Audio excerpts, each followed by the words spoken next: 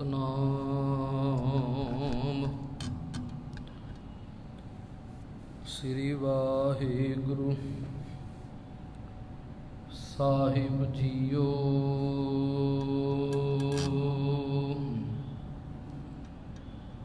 ਸਤਨਾਮ ਸ੍ਰੀ ਵਾਹਿਗੁਰੂ ਜੀ।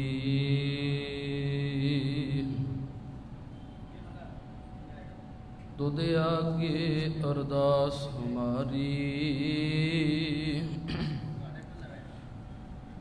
ਜਿਉ ਪਿੰਡ ਸਭ ਤੇਰਾ। ਕਹੋ ਨਾਨਕ ਸਭ ਤੇਰੀ ਵਡਿਆਈ, ਕੋਈ ਨਾਉ ਨਾ ਜਾਣੈ ਮੇਰਾ। ਵਿਸਰ ਨਾਹੀ ਦਾਤਾਰ, ਆਪਣਾ ਨਾਮ ਦੇਹੋ। ਗੁਣ ਗਾਵਾਂ ਦਿਨ ਰਾਤ, ਨਾਨਕ ਚਾਓ ਇਹੋ। ਵਾਹਿਗੁਰੂ ਜੀ। ਸ਼ਲੋਕ ਮਹਿਲਾ ਪਹਿਲਾ। ਸੋਇਨੇ ਕੈ ਪਰਬਤ ਗੁਫਾ ਕਰੀ, ਕੈ ਪਾਣੀ ਭਇਆਲ। ਕੈ ਵਿੱਚ ਧਰਤੀ ਕੈ ਆਕਾਸ਼ੀ, ਉਰਦ ਰਹਾਂ ਸਿਰ ਭਾਰ। ਸੋਇਨੇ ਕੈ ਪਰਬਤ ਗੁਫਾ ਕਰੀ, ਕੈ ਪਾਣੀ ਭਇਆਲ। ਕੈ ਵਿੱਚ ਧਰਤੀ ਕੈ ਆਕਾਸ਼ੀ, ਉਰਦ ਰਹਾਂ ਸਿਰ ਭਾਰ।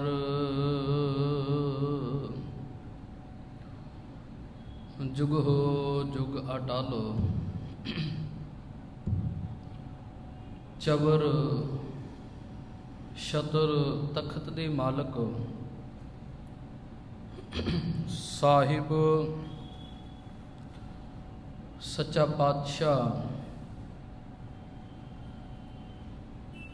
ਧੰਨ ਗੁਰੂ ਗ੍ਰੰਥ ਸਾਹਿਬ ਮਹਾਰਾਜ ਸੱਚੇ ਪਾਤਸ਼ਾਹ ਜੀਓ ਦੀ ਕਿਰਪਾ ਰਹਿਮਤ ਬਖਸ਼ਿਸ਼ ਹੋਈ ਹੈ। ਹਰ ਰੋਜ਼ ਦੀ ਤਰ੍ਹਾਂ ਸਤਿਗੁਰਾਂ ਦੀ ਪਾਵਨ ਗੁਰਬਾਣੀ ਵਿਚਾਰ ਕਰਨ ਦਾ ਸੁਭਾਗ ਸਮਾਂ ਪ੍ਰਾਪਤ ਹੋਇਆ ਹੈ। ਆਓ ਮਿਲ ਜੁਲ ਕੋਸ਼ਿਸ਼ ਕਰੀਏ ਕਿ ਅਸੀਂ ਸਤਿਗੁਰੂ ਜੀ ਦੀ ਪਾਵਨ ਗੁਰਬਾਣੀ ਨੂੰ ਪੜ੍ਹ ਸੁਣ ਸਮਝ ਵਿਚਾਰ ਮਨ ਕਰ ਆਪਣੇ ਜੀਵਨ ਨੂੰ ਸੋਹਣਾ ਬਣਾ ਸਕੀਏ। ਮਾਝਕੀ ਵਾਰ ਦੀ ਵਿਚਾਰ ਆਰੰਭ ਕਰਨ ਤੋਂ ਪਹਿਲਾਂ ਅਦਬ ਪਿਆਰ ਸਹਿਤ ਬੁਲਾਓ ਫਤਿਹ ਆਖੋ ਜੀ। ਵਾਹਿਗੁਰੂ ਜੀ ਕਾ ਖਾਲਸਾ, ਵਾਹਿਗੁਰੂ ਜੀ ਕੀ ਫਤਿਹ। ਸਤਿਗੁਰੂ ਗੁਰੂ ਨਾਨਕ ਸਾਹਿਬ ਮਹਾਰਾਜ ਸੱਚੇ ਪਾਤਸ਼ਾਹ ਜੀ ਨੇ ਪਾਵਨ ਸ਼ਲੋਕ ਦੇ ਅੰਦਰ ਬੜੀ ਸੋਹਣੀ ਵਿਚਾਰ ਉਪਦੇਸ਼ ਰੂਪ ਦੇ ਵਿੱਚ ਸਾਡੇ ਸਨਮੁਖ ਰੱਖੀ ਹੈ। ਔਰ ਸਤਿਗੁਰੂ ਜੀ ਆਖਦੇ ਨੇ, ਬੰਦਿਆ ਭਲੇ ਮਨੁੱਖ, ਤੈਨੂੰ ਗੁਰੂ ਦੀ ਮੱਤ ਕਿਵੇਂ ਆ ਸਕਦੀ ਹੈ ਤੇ ਦੁਰਮਤ ਤੇਰੀ ਕਿਵੇਂ ਜਾ ਸਕਦੀ ਹੈ। ਦੁਰਮਤ ਕੀ ਹੈ? ਜਦੋਂ ਗੁਰੂ ਦੀ ਮੱਤ ਨਹੀਂ ਹੈ, ਗੁਰੂ ਦੀ ਸਿੱਖਿਆ ਨਹੀਂ ਹੈ, ਗੁਰੂ ਦੀ ਅਕਲ ਨਹੀਂ, ਗੁਰੂ ਦੇ ਮੁਤਾਬਕ ਮੈਂ ਚੱਲਦਾ ਨਹੀਂ, ਆਪਣੀ ਮਨ ਮਰਜ਼ੀ ਕਰਦਾ ਜਾਂ ਧਾਰਮਿਕ ਪੁਜਾਰੀਆਂ ਦੇ ਮਗਰ ਲੱਗਦਾ, ਉਹਨਾਂ ਦੇ ਕਹੇ ਹੋਏ ਬੋਲਾਂ ਨੂੰ ਸੁਣਦਾ ਪੜ੍ਹਦਾ, ਜਿਵੇਂ ਉਹ ਧਰਮ ਦੇ ਨਾਂ 'ਤੇ ਕਰਮ ਕਰਦੇ ਨੇ ਉਵੇਂ ਕਰਦਾ। ਕਿ ਜੇ ਧਾਰਮਿਕ ਪੁਜਾਰੀ ਆਖਦੇ ਨੇ ਕਿ ਆਪਣੀ ਬੋਡੀ ਨੂੰ, ਆਪਣੇ ਸਰੀਰ ਨੂੰ ਪੁੱਠਿਆਂ ਕਰਕੇ, ਸਿਰ ਠਾਂ ਕਰਕੇ ਔਰ ਆਪਣੀਆਂ ਲੱਤਾਂ ਨੂੰ ਠਾਂ ਕਰਕੇ ਬੜਾ ਲੰਮੇਰਾ ਸਮਾਂ ਮੈਂ ਇੱਦਾਂ ਹੀ ਰਹਾਂ, ਇੱਦਾਂ ਹੀ ਕਹਿ ਲਈਏ ਕਿ ਮੈਂ ਬੰਦਗੀ ਕਰਾਂ, ਭਗਤੀ ਕਰਾਂ ਤੇ ਆਖਾਂ ਕਿ ਮੈਂ ਹੁਣ ਰੱਬ ਬਣ ਗਿਆ, ਮੈਂ ਹੁਣ ਕੋਈ ਮਹਾਨ ਬੰਦਾ ਬਣ ਗਿਆ। ਸਤਿਗੁਰੂ ਜੀ ਕਹਿੰਦੇ ਇਵੇਂ ਕਿਵੇਂ ਹੋ ਸਕਦਾ ਹੈ। ਜੇ ਬੰਦਾ ਆਖੇ ਕਿ ਮੈਂ ਸੋਇਨੇ ਦਾ ਪਰਬਤ ਹੋਵੇ ਤੇ ਉਸ ਪਰਬਤ ਦੇ ਵਿੱਚ, ਉਸ ਪਹਾੜ ਦੇ ਵਿੱਚ ਮੈਂ ਗੁਫਾ ਬਣਾ ਲਵਾਂ ਤੇ ਉਸ ਸੋਇਨੇ ਦੇ ਪਰਬਤ ਦੇ ਵਿੱਚ ਰਹਾਂ, ਫਿਰ ਮੈਂ ਮਹਾਨ ਬਣ ਸਕਦਾ, ਫਿਰ ਮੈਨੂੰ ਗੁਰੂ ਦੀ ਅਕਲ ਆ ਸਕਦੀ ਹੈ। ਬਾਬਾ ਆਖਦਾ ਨਹੀਂ। ਆਓ ਆਪਾਂ ਰਲ ਮਿਲ ਸ਼ਲੋਕ ਨੂੰ ਵਿਚਾਰਨ ਦਾ ਯਤਨ ਕਰਦੇ ਹਾਂ। ਸਤਿਗੁਰੂ ਜੀ ਆਖਦੇ ਨੇ, ਸ਼ਲੋਕ ਮਹਿਲਾ ਪਹਿਲਾ,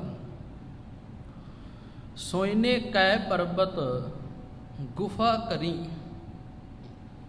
ਸੋਨੇ ਦਾ ਪਰਬਤ ਹੋਵੇ ਤੇ ਉੱਥੇ ਮੈਂ ਗੁਫਾ ਬਣਾ ਲਵਾਂ। ਤੇ ਆਪਾਂ ਜੇ ਗੁਫਾ ਨੂੰ ਇੱਦਾਂ ਕਹਿ ਲਈਏ ਵੀ ਉੱਥੇ ਮੈਂ ਭੂਰਾ ਪੁੱਟ ਲਵਾਂ, ਭੂਰਾ ਬਣਾ ਲਵਾਂ। ਬਾੜ ਦਿੱਤੀਆਂ ਨਾ ਸਾਖੀਆਂ, ਮਨ ਘੜਤ ਦੁਰਮਤ ਗੁਰਮਤ ਤੋਂ ਹੀਣੀਆਂ, ਦੁਰਮਤ ਵਾਲੀਆਂ, ਭੈੜੀ ਮਤ ਵਾਲੀਆਂ। ਸਿੱਖੀ ਦੇ ਅੰਦਰ ਵੀ ਇਹ ਕੁਝ ਕਰਨਾ ਸਾਨੂੰ ਸਾਡੇ ਪੁਜਾਰੀਆਂ ਨੇ ਸਿਖਾ ਦਿੱਤਾ ਤੇ ਕਹਿੰਦੇ ਸਾਡੇ ਵਾਲੇ ਇੰਜ ਕਰਦੇ ਰਹੇ ਨੇ।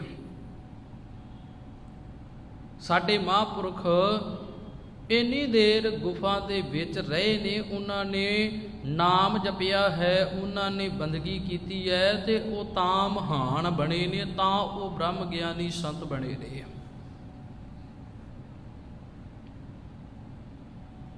ਉਨੀ ਬਾਤ ਸਾਡੇ ਇਸ ਸੰਸਾਰ ਦੇ ਅੰਦਰ ਜਾਂ ਸਾਡੀ ਕੌਮ ਦੇ ਅੰਦਰ ਉਹਨਾਂ ਮਹਾਨ ਯੋਧਿਆਂ ਦੀ ਨਹੀਂ ਪਾਈ ਜਾਂਦੀ। ਇੰਨੀ ਮਹਾਨ ਬਾਤ ਉਹਨਾਂ ਯੋਧਿਆਂ ਦੀ ਨਹੀਂ ਪਾਈ ਜਾਂਦੀ ਜਿਨ੍ਹਾਂ ਨੇ ਆਪਣੇ ਖੋਪਰ ਉਤਰਵਾ ਲਏ ਨੇ। ਉਹਨਾਂ ਦੀਆਂ ਬਰਸੀਆਂ ਅਸੀਂ ਇੰਨੇ ਚਾਅ ਨਾਲ ਮਾਫ ਕਰਿਓ। ਸਿੱਖ ਧਰਮ ਦੇ ਅੰਦਰ ਇਹੋ ਜਿਹੇ ਕੁਕਰਮ ਲਫ਼ਜ਼ਾਂ ਨੂੰ, ਕੁਕਰਮ ਲਫ਼ਜ਼ ਵਰਤ ਰਿਹਾ ਥਾਂ ਨਹੀਂ ਹੈ ਬਰਸੀਆਂ ਮਨਾਉਣੀਆਂ। ਇੱਦਾਂ ਕਹਿ ਲਓ ਵੀ ਉਹਨਾਂ ਮਹਾਨ ਯੋਧਿਆਂ ਨੂੰ ਇੰਨੀ ਸ਼ਿੱਦਤ ਦੇ ਨਾਲ, ਇੰਨੇ ਚੰਗੇ ਢੰਗ ਤਰੀਕੇ ਨਾਲ ਨਹੀਂ ਮਨਾਇਆ ਜਾਂਦਾ ਜਿੰਨੇ ਢੰਗ ਤਰੀਕੇ ਦੇ ਨਾਲ ਮਰੇ ਹੋਏ ਬਾਬਿਆਂ ਦੀਆਂ ਬਰਸੀਆਂ ਮਨਾਈਆਂ ਜਾਂਦੀਆਂ ਨੇ, ਜਿਨ੍ਹਾਂ ਨੇ ਧਰਮ ਦੇ ਨਾਂ 'ਤੇ ਕਦੇ ਚੰਗਾ ਕੁਝ ਕੀਤਾ ਹੀ ਨਹੀਂ। ਮਾਫ ਕਰਿਆ ਜੀ। ਇਹ ਸੱਚਾਈ ਹੈ ਸਾਡੀ ਕੌਮ ਦੀ। ਜਿਹੜੇ ਮਹਾਨ ਹੋਏ ਨੇ ਉਹਨਾਂ ਮਹਾਨ ਪੁਰਖਿਆਂ ਨੂੰ ਅਸੀਂ ਚੰਗੀ ਤਰ੍ਹਾਂ ਯਾਦ ਨਹੀਂ ਜੇ ਕਰਦੇ। ਹੁਣ ਸਤਿਗੁਰੂ ਜੀ ਸਾਨੂੰ ਨਾ ਬੜੇ ਸੋਹਣੇ ਬਚਨ ਸਾਡੇ ਅੱਗੇ ਰੱਖਦੇ ਨੇ ਤੇ ਕਹਿੰਦੇ ਨੇ, ਤੂੰ ਸੋਇਨੇ ਦੇ ਪਰਬਤ ਦੇ ਵਿੱਚ ਗੁਫਾ ਬਣਾ ਲਈ, ਉੱਥੇ ਰਹਿਣ ਲੱਗ ਪਿਓ, ਉੱਥੇ ਤੂੰ ਤਪੱਸਿਆ। ਸਾਡੇ ਨਾਲ ਤੇ ਸਾਡੇ ਗੁਰੂਆਂ ਦੀਆਂ ਵੀ ਪਰਬਤਾਂ ਵਾਲੀਆਂ ਕਹਾਣੀਆਂ ਜੋੜ ਦਿੱਤੀਆਂ ਨਾ। ਭਾਵਾਂ ਕਿ ਸਾਡਾ ਗੁਰੂ ਕਦੋਂ ਹੈ? ਸਾਡਾ ਗੁਰੂ ਜਦੋਂ ਗੁਰੂ ਨਾਨਕ ਦੀ ਜੋਤ ਗੁਰੂ ਅੰਦਰ ਆ ਕੇ ਟਿਕਦੀ ਹੈ ਤੇ ਉਹ ਮਹਾਨ ਬਣਦੇ ਨੇ। ਗੁਰੂ ਸਾਡਾ ਤਾਂ ਹੀ। ਅਸੀਂ ਆਪਣੀ ਹਿਸਟਰੀ ਨੂੰ ਚੰਗੀ ਤਰ੍ਹਾਂ ਪੜ੍ਹ ਲਈਏ ਨਾ, ਭਾਵੇਂ ਅਸੀਂ ਇਤਿਹਾਸ ਦੇ ਮੁੱਦਿਆਂ 'ਤੇ ਵੀ ਖੱਪਖਾਨਾ ਪਾਉਣੇ ਆ, ਜੇ ਉਸ ਇਤਿਹਾਸ ਨੂੰ ਅਸੀਂ ਚੰਗੀ ਤਰ੍ਹਾਂ ਪੜ੍ਹ ਲਈਏ ਤੇ ਕਈ ਪਹਾੜਾਂ ਵਾਲੀਆਂ ਸਾਖੀਆਂ ਜਿਹੜੀਆਂ ਸਾਡੇ ਗੁਰੂ ਸਾਹਿਬਾਨਾਂ ਨਾਲ ਜੋੜੀਆਂ ਗਈਆਂ ਨਾ, ਉਹ ਵੀ ਚਕਨਾਚੂਰ ਹੋ ਸਕਦੀਆਂ ਨੇ। ਅਸੀਂ ਸਮਝ ਲਈਏ ਗੁਰੂ ਅੰਗਦ ਸਾਹਿਬ ਮਹਾਰਾਜ, ਤੁਸੀਂ ਸਾਡੇ ਗੁਰੂ ਕਦੋਂ? ਜਦੋਂ ਤੁਸੀਂ ਕਿਸੇ ਦੇਵਤੀ ਦੀ ਪੂਜਾ ਕਰਦੇ ਹੋ, ਜਦੋਂ ਤੁਸੀਂ ਆਪਣੇ ਪੈਰਾਂ ਦੇ ਵਿੱਚ ਘੁੰਗਰੂ ਬੰਨ੍ਹ ਕੇ ਹਰ ਸਾਲ ਤੁਸੀਂ ਜਾਂਦੇ ਹੋ ਯਾਤਰਾ 'ਤੇ ਲੋਕਾਂ ਨੂੰ ਇਕੱਠਿਆਂ ਕਰਕੇ, ਕਿ ਗੁਰੂ ਜੀ ਤੁਸੀਂ ਉਦੋਂ ਗੁਰੂ ਹੋ? ਨਹੀਂ। ਜਦੋਂ ਗੁਰੂ ਨਾਨਕ ਸਾਹਿਬ ਜੀ ਦੇ ਵਾਰਸ ਬਣਦੇ ਨੇ, ਜਦੋਂ ਗੁਰੂ ਨਾਨਕ ਸਾਹਿਬ ਜੀ ਦੀ ਸਿੱਖਿਆ 'ਤੇ ਚੱਲਦੇ ਨੇ, ਜਦੋਂ ਭਾਈ ਲਹਿਣੇ ਦੇ ਅੰਦਰ ਗੁਰੂ ਨਾਨਕ ਦੀ ਗਿਆਨ ਦੀ ਜੋਤ ਟਿਕਦੀ ਹੈ ਨਾ, ਫਿਰ ਆਖਿਆ ਹੈ ਲਹਿਣੇ ਧਰਿਉਣ ਛਤਰ ਸਿਰ। ਆ ਗੁਰਗੱਦੀ ਦੀ ਜ਼ਿੰਮੇਵਾਰੀ, ਗਿਆਨ ਵਰਤਾਉਣ ਦੀ ਜ਼ਿੰਮੇਵਾਰੀ, ਗਿਆਨ ਨੂੰ ਵੰਡਣ ਦੀ ਜ਼ਿੰਮੇਵਾਰੀ, ਗਿਆਨ ਸਿਖਾਉਣ ਦੀ ਜ਼ਿੰਮੇਵਾਰੀ, ਗੁਰੂ ਨਾਨਕ ਸਾਹਿਬ ਦੇ ਰਾਹ 'ਤੇ ਚੱਲਣ ਦੀ ਜ਼ਿੰਮੇਵਾਰੀ। ਲਓ ਅੱਜ ਉਹ ਛਤਰ ਗੁਰੂ ਦੇ ਸਿਰ 'ਤੇ ਝੁੱਲਦਾ ਹੈ ਤੇ ਅਸੀਂ ਫਿਰ ਗੁਰਮੁਖੋ ਦਸਵੇਂ ਪਾਤਸ਼ਾਹ ਨੂੰ ਕਿੱਥੇ ਲਿਆ ਕੇ ਖੜਾ ਕਰ ਦਿੱਤਾ। ਗੁਰੂ ਗੋਬਿੰਦ ਸਿੰਘ ਮਹਾਰਾਜ ਦੇ ਅੰਦਰ ਜਦੋਂ ਗਿਆਨ ਦੀ ਜੋਤ ਗੁਰੂ ਤੇਗ ਬਹਾਦਰ ਸਾਹਿਬ ਜੀ ਟਿਕਦੀ ਹੈ, ਲੋ ਗੁਰੂ ਉਦੋਂ ਹੈ ਸਾਡਾ। ਪਹਿਲੇ ਜਨਮ ਵਿੱਚ ਗੁਰੂ ਕੀ ਹੈ ਕੀ ਨਹੀਂ, ਕੀ ਕਰਦੇ ਨੇ, ਸਾਡਾ ਉਹਦੇ ਨਾਲ ਕੋਈ ਵਾਹ ਵਾਸਤਾ ਨਹੀਂ ਹੈ। ਮਹਾਰਾਜ ਆਖਦੇ ਨੇ, ਕਹਿੰਦੇ ਸੋਇਨੇ ਕਹਿ ਪਰਬਤ ਗੁਫਾ ਕਰੀ, ਕਹਿ ਪਾਣੀ ਪਿਆਲ।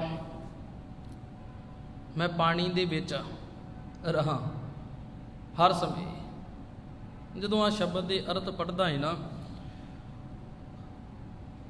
ਤੇ ਆਪਣੇ ਆਪ ਹੀ ਉਹ ਧਰਮੀ ਬੰਦੇ ਜਿਹੜੇ ਆਪਣੇ ਆਪ ਨੂੰ ਧਰਮੀ ਅਖਵਾਉਂਦੇ ਨੇ ਨਾ, ਸਾਹਮਣੇ ਆ ਜਾਂਦੇ ਨੇ। ਕਹਿੰਦੇ ਨੇ ਵੀ ਪਾਣੀ ਵਿੱਚ ਇੰਨਾ ਚਿਰ ਮਹਾਂਪੁਰਖਾਂ ਨੇ ਤਪ ਕੀਤਾ ਤੇ ਕੀ ਖਟਿਆ? ਮਹਾਂਪੁਰਖ ਪਾਣੀ ਵਿੱਚ ਹੀ ਖਲੋਤੇ ਰਹੇ ਨੇ ਤੇ ਮਹਾਂਪੁਰਖਾਂ ਨੇ ਪਾਣੀ ਵਿੱਚ ਖਲੋ ਕੇ ਇੰਨਾ ਚਿਰ ਕੀ ਦਿੱਤਾ ਕੌਮ ਨੂੰ? ਅਸੀਂ ਤੇ ਚਾਰ ਬੰਦਿਆਂ ਨੇ ਫਟੀਆਂ ਚੱਕ ਲਈਆਂ, ਕਹਿੰਦੇ ਇਹ ਬ੍ਰਹਮ ਗਿਆਨੀ ਹੈ। ਚਲੋ ਸਤਿਗੁਰੂ ਜੀ ਆਖਦੇ ਨੇ, ਕਹਿੰਦੇ ਚਲੋ ਭਾਈ ਤੂੰ ਪਾਣੀ ਦੇ ਵਿੱਚ ਵੀ ਖੜਾ ਰਹਿ, ਪਾਣੀ ਵਿੱਚ ਵੀ ਸਦਾ ਰਹਿ। ਹੁਣ ਮਹਾਰਾਜ ਅੱਗੇ ਆਖਦੇ ਨੇ, ਕਹਿੰਦੇ ਕਹਿ ਵਿੱਚ ਧਰਤੀ। ਜੇ ਬੰਦਾ ਆਖੇ ਕਿ ਮੈਂ ਸਦਾ ਧਰਤੀ ਦੇ ਵਿੱਚ ਟੋਆ ਪੱਟ ਕੇ ਮੈਂ ਸਦਾ ਇੱਥੇ ਰਹਾਂ, ਧਰਤੀ ਦੇ ਵਿੱਚ ਰਹਿਣਾ, ਇੱਥੇ ਰਹਾਂ ਸਦਾ, ਧਰਤੀ ਵਿੱਚ ਮੈਂ ਜਾ ਕਰਕੇ ਟੋਆ ਪੱਟ ਕੇ ਰਹਿ ਕੇ ਮੈਂ ਉੱਥੇ ਹੀ ਟਿਕਿਆ ਰਹਾਂ ਤੇ ਉੱਥੇ ਹੀ ਮੈਂ ਆਖਾਂ ਵੀ ਇੰਨਾ ਚਿਰ ਟਿਕ ਕੇ ਮੈਂ ਕੋਈ ਮਹਾਨ ਬਣ ਗਿਆ। ਸਤਿਗੁਰੂ ਜੀ ਕਹਿੰਦੇ ਨਹੀਂ ਹੋ ਸਕਦਾ, ਇੱਦਾਂ ਮਹਾਨ ਤੂੰ ਨਹੀਂ ਬਣ ਸਕਦਾ। ਟਿਕਿਆ ਰਹਿ, ਕਈ ਸਾਲਾਂ ਤੱਕ ਟਿਕਿਆ ਰਹਿ, ਪਰ ਮਹਾਨ ਥੋੜ੍ਹੀ ਹੈ। ਅੱਗੇ ਕਹਿੰਦੇ ਨੇ ਕਹਿ ਆਕਾਸ਼ੀ, ਬੰਦਾ ਆ ਆਕਾਸ਼ ਦੇ ਵਿੱਚ ਪੁੱਠਾ ਲਮਕ ਜਾਏ। ਪੁੱਠਾ ਲਮਕਣਾ ਕੀ ਹੈ? ਵੀ ਆਪਣੇ ਸਿਰ ਨੂੰ ਥੱਲੇ ਕਰ ਲਏ, ਆਪਣੀਆਂ ਲੱਤਾਂ ਉੱਤੇ ਕਰ ਲਏ, ਪੁੱਠਾ ਲਟਕਦਾ ਰਹੇ ਹਾਂ। ਇਹ ਜੋਗੀ ਸਾਰਾ ਕੁਝ ਕਰਦੇ ਨੇ, ਉਹ ਸਾਰਾ ਕੁਝ ਹੀ ਕਰਦੇ ਨੇ ਵੀ ਅਸੀਂ ਇੱਦਾਂ ਬੰਦਗੀ ਕਰਦੇ ਹਾਂ, ਅਸੀਂ ਇੱਦਾਂ ਆਰਾਧਦੇ ਹਾਂ, ਇੱਦਾਂ ਕਰਾਂਗੇ ਤਾਂ ਅਸੀਂ ਜੋਗ ਮਤ ਨੂੰ ਪਾ ਸਕਾਂਗੇ, ਤਾਂ ਅਸੀਂ ਧਰਮੀ ਬਣ ਸਕਦੇ ਹਾਂ। ਸਤਿਗੁਰੂ ਜੀ ਨੇ ਸਾਰਿਆਂ ਦੀ ਗੱਲ ਕੀਤੀ ਔਰ ਆਖਿਆ ਵੇਖੋ ਆਕਾਸ਼ ਦੇ ਵਿੱਚ ਉਰਦ ਰਹਾ ਸਿਰ ਭਾਰ, ਸਿਰ ਭਾਰ ਹੋ ਕੇ ਮੈਂ ਬੜਾ ਚਿਰ ਟਿਕਿਆ ਰਹਾ, ਖਲੋਤਾ ਰਹਾ। ਕਹਿੰਦੇ ਪੁਰ ਕਰ ਕਾਇਆ ਕੱਪੜ ਪਹਿਰਾ, ਕਾਪੜੀਆਂ ਦੀ ਤਰ੍ਹਾਂ ਕਾਪੜੀਆਂ ਦੀ ਤਰ੍ਹਾਂ, ਜਿਹੜੇ ਸਦਾ ਹੀ ਆਪਣੇ ਤਨ ਤੇ ਕੱਪੜੇ ਪਾਈ ਰੱਖਦੇ ਨੇ, ਸਾਰੇ ਤਨ ਨੂੰ ਢੱਕ ਕੇ ਰੱਖਦੇ ਨੇ, ਸਾਰੇ ਤਨ ਨੂੰ। ਕਾਪੜੀਆਂ ਦੀ ਤਰ੍ਹਾਂ ਮੈਂ ਆਪਣੇ ਤਨ ਤੇ ਕੱਪੜੇ ਪਾਈ ਰੱਖਾਂ। ਮਹਾਰਾਜ ਕਹਿੰਦੇ ਧੋਵਾਂ ਸਦਾਕਾਰ, ਇਹ ਕੰਮ ਮੈਂ ਸ਼ੁਰੂ ਕਰ ਲਵਾਂ ਵੀ ਆਪਣੇ ਤਨ ਨੂੰ ਵੀ ਧੋਈ ਜਾਵਾਂ, ਭਾਵ ਕਿ ਵਾਰ-ਵਾਰ ਇਸ਼ਨਾਨ ਕਰੀ ਜਾਵਾਂ, ਆਪਣੇ ਕੱਪੜਿਆਂ ਨੂੰ ਵੀ ਵਾਰ-ਵਾਰ ਧੋਈ ਜਾਵਾਂ। ਹੁੰਦਾ ਹੀ ਅੱਜ ਇੱਦਾਂ। ਕਈ ਵਿਚਾਰੇ ਤੰਗ ਆ ਜਾਂਦੇ ਨੇ ਘਰਾਂ ਦੇ ਵਿੱਚ, ਕਈਆਂ ਨਾਲ ਵਾਹ ਵਾਸਤਾ ਪਿਆ, ਕਹਿੰਦੇ ਨੇ ਘਰ ਵਿੱਚ ਨਾ ਅਸੀਂ ਪਾਠ ਕਰਵਾ ਬੈਠੇ। ਹੁਣ ਪਾਠ ਕਰਾਉਣ ਦੀਆਂ ਕਿਸਮਾਂ ਵੀ ਕਈ ਤਰ੍ਹਾਂ ਦੀਆਂ ਆ ਗਈਆਂ। ਪਹਿਲਾਂ ਇਹੀ ਸੁਣਦੇ ਸੀ ਨਾ ਕਿ ਸ਼੍ਰੀ ਅਖੰਡ ਪਾਠ ਸਾਹਿਬ ਹੈ, ਸੰਪਟ ਪਾਠ ਆ ਗਿਆ, ਸਹਿਜ ਪਾਠ ਸੁਣਦੇ ਸੀ ਕਿ ਸਹਿਜ ਪਾਠ ਹੁਣ ਕਰਦੇ ਨੇ। ਇੱਕ ਆ ਗਿਆ ਕਹਿੰਦਾ ਜੀ ਅਸੀਂ ਸੰਪਟ ਪਾਠ ਨਹੀਂ, ਅਸੀਂ ਸਪਤਾਹ ਪਾਠ ਕਰਾਉਣਾ, ਸਪਤਾਹ ਪਾਠ। ਮੈਂ ਕਿਹਾ ਠੀਕ ਹੈ, ਹਫ਼ਤੇ ਵਾਲਾ ਹਫ਼ਤੇ 'ਚ ਪਾਠ ਹੋ ਜਾਂਦਾ। ਕਹਿੰਦਾ ਨਹੀਂ ਹਫ਼ਤੇ ਵਾਲਾ ਨਹੀਂ ਅਸੀਂ ਕਰਾਉਣਾ, ਅਸੀਂ ਸਪਤਾਹ ਪਾਠ ਕਰਾਉਣਾ ਹੈ। ਹੁਣ ਇੱਕ ਲਫ਼ਜ਼ ਜਿਹੜਾ ਹੈ ਉਹ ਜ਼ਿਹਨ ਦੇ ਵਿੱਚ ਵਸ ਗਿਆ ਵੀ ਬਾਬਿਆਂ ਨੇ ਆਖਿਆ ਇਹੀ ਕਰਾਓਗੇ ਤੇ ਇਦਾਂ ਹੋ ਸਕਦਾ। ਅਰਜ਼ ਕਰ ਰਿਹਾ ਹਾਂ ਵੀ ਪਾਠ ਕਰਨ ਲੱਗਿਆਂ ਵੀ ਠੀਕ ਹੈ, ਸਰੀਰ ਇਹ ਤਨ ਸਵੱਛ ਹੋਣਾ ਚਾਹੀਦਾ। ਅਸੀਂ ਹੱਥ ਪੈਰ ਧੋ ਕੇ ਇਸ਼ਨਾਨ ਪਾਣ ਕਰਕੇ ਆਈਏ, ਪਰ ਰੀਤਾਂ ਕੀ ਹੋ ਗਈਆਂ, ਚੱਲ ਗਈਆਂ। ਜੇ ਤੁਸੀਂ ਪਾਠ ਕਰਨਾ, ਜਿੰਨੀ ਵਾਰ ਤੁਸੀਂ ਡਿਊਟੀ ਲਾਉਣ ਆਉਣਾ ਉਨੀ ਵਾਰ ਤੁਹਾਨੂੰ ਕਿਸੇ ਇਸ਼ਨਾਨ ਕਰਨਾ ਪਏ।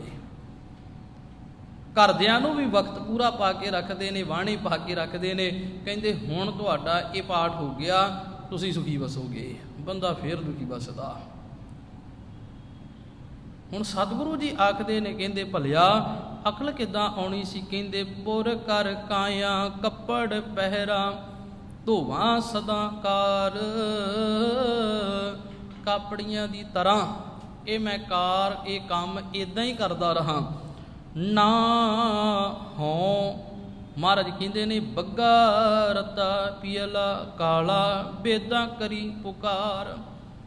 ਸਤਿਗੁਰੂ ਜੀ ਕਹਿੰਦੇ ਇੱਕ ਰੰਗ ਦੇ ਨਹੀਂ, ਚੱਲ ਤੂੰ ਕਈ ਰੰਗਾਂ ਦੇ ਕੱਪੜੇ ਪਾ ਲੈ, ਹੈ ਨਾ ਵੀ ਇਹ ਫਲਾਣੇ ਬਾਬੇ ਨੇ ਉਹ ਭਗਵਾਂ ਧਾਰੀ ਨੇ, ਫਲਾਣੇ ਨੇ ਜੀ ਉਹ ਚਿੱਟ ਕੱਪੜੀਏ ਨੇ, ਫਲਾਣੇ ਨੇ ਜੀ ਉਹ ਨੀਲ ਧਾਰੀਏ ਨੇ, ਫਲਾਣੇ ਨੇ ਜੀ ਉਹ ਨੇ। ਅਲੱਗ-ਅਲੱਗ ਕਿਸਮ ਦੀਆਂ ਜਿਨਸਾਂ ਬਾਬਿਆਂ ਦੀਆਂ ਵੀ ਆ ਗਈਆਂ। ਮਹਾਰਾਜ ਕਹਿੰਦੇ ਨੇ ਚਲੋ ਮੰਨਿਆ ਵੀ ਤੂੰ ਚਿੱਟੇ ਕੱਪੜੇ ਵੀ ਪਾ ਲਏ, ਪੀਲੇ ਕੱਪੜੇ ਵੀ ਪਾ ਲਏ, ਕਾਲੇ ਕੱਪੜੇ ਵੀ ਪਾ ਲਏ, ਇਹ ਸਾਰੇ ਕੱਪੜੇ ਪਹਿਨ ਕੇ ਤੂੰ ਵੇਦਾਂ ਦੀ ਵਿਚਾਰ, ਧਾਰਮਿਕ ਗ੍ਰੰਥਾਂ ਦੀ ਵਿਚਾਰ ਵੀ ਕਰ ਲਈ, ਉਹਨਾਂ ਦੀ ਬੰਦਗੀ ਵੀ ਕਰ ਲਈ। ਕਹਿੰਦੇ ਵੇਦਾਂ ਕਰੀ ਪੁਕਾਰ। ਸਤਿਗੁਰੂ ਜੀ ਕਹਿੰਦੇ ਹੋਏ ਕੁਚੀਲ। ਕਈਆਂ ਨੇ ਇਹ ਵੀ ਅਪਣਾ ਲਿਆ ਆਪਣੀ ਮੱਤ ਵਿੱਚ ਵੀ ਮੈਂ ਹਰ ਸਮੇਂ ਕੁਚੀਲ ਭੈੜਾ ਜਿਹਾ ਬਣ ਕੇ ਰਹਾਂ, ਮੇਰੇ ਕੱਪੜੇ ਜਿਹੜੇ ਨੇ ਉਹ ਮੈਲੇ ਕੁਚਲੇ ਵੀ ਹੋਣ। ਉਹ ਕਹਿੰਦੇ ਨੇ ਮੈਂ ਤਾਂ ਧਰਮੀ ਆ। ਸਤਿਗੁਰੂ ਕਹਿੰਦੇ ਚਲੋ ਜੇ ਤੂੰ ਰੰਗਾਂ ਵਾਲੇ ਕੱਪੜੇ ਵੀ ਪਾਏ ਨੇ, ਮੰਨ ਲਓ ਵੀ ਕੱਪੜੇ ਤੇਰੇ ਮੈਲੇ ਕੁਚੇਲੇ ਨੇ, ਗੰਦੇ ਨੇ, ਹੋਏ ਕੁਚੀਲ ਰਹਾ ਮਲ ਧਾਰੀ। ਸਦਾ ਮਲ ਧਾਰੀ, ਮੈਲ ਧਾਰੀ ਤੂੰ ਬਣ ਕੇ ਬੈਠਾ ਰਹੇ। ਵੀ ਇੱਕ ਜਗ੍ਹਾ ਤੇ ਬੰਦਾ ਬੈਠ ਗਿਆ, ਉਹ ਆਖਦਾ ਹੈ ਹੁਣ ਮੈਂ ਇੱਥੋਂ ਇੰਨੇ ਸਾਲ ਇੰਨੇ ਮਹੀਨੇ ਮੈਂ ਉੱਠਣਾ ਨਹੀਂ, ਹਿੱਲਣਾ ਨਹੀਂ। ਬੈਠੇ ਦੇ ਕੱਪੜੇ ਜਿਹੜੇ ਨੇ ਉਹ ਮੈਲਧਾਰੀ ਹੋ ਗਏ ਨੇ, ਇਸ਼ਨਾਨ ਵੀ ਨਹੀਂ ਕੀਤਾ।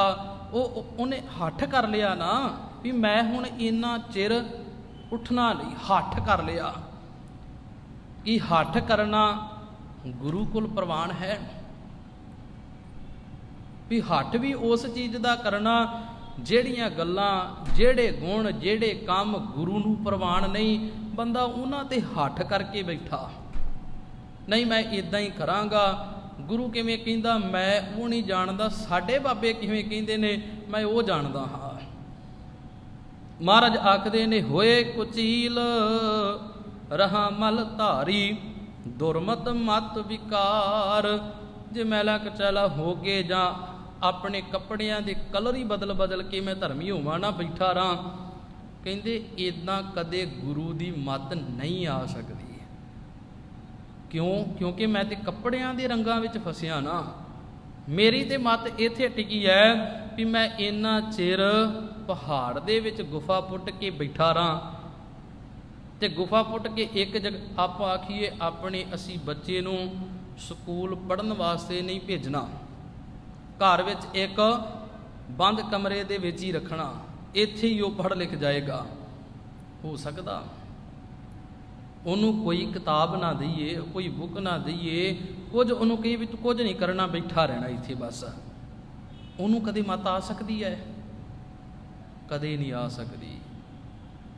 ਉਹਨੂੰ ਜਿਉਣਾ ਆ ਸਕਦਾ ਜਿਹੜਾ ਬੱਚਾ ਕਮਰੇ ਦੇ ਵਿੱਚੋਂ ਨਿਕਲਿਆ ਹੀ ਨਹੀਂ, ਬੱਚਿਆਂ ਨਾਲ ਖੇਡਿਆ ਨਹੀਂ, ਬੱਚਿਆਂ ਨਾਲ ਸਕੂਲ ਨਹੀਂ ਗਿਆ, ਕਿਸੇ ਗਿਆਨ ਦਾਤੇ ਦੇ ਕੋਲ ਨਹੀਂ ਗਿਆ, ਕੁਝ ਸਿੱਖਿਆ ਨਹੀਂ, ਮਾਂ ਬਾਪ ਦੇ ਕੋਲੋਂ ਕੁਝ ਸਿੱਖਿਆ ਨਹੀਂ, ਕਿਵੇਂ ਸਿਆਣਾ ਬਣ ਜਾਏਗਾ ਉਹ? ਬਸ ਇੱਦਾਂ ਹੀ ਹੈ ਜੀ।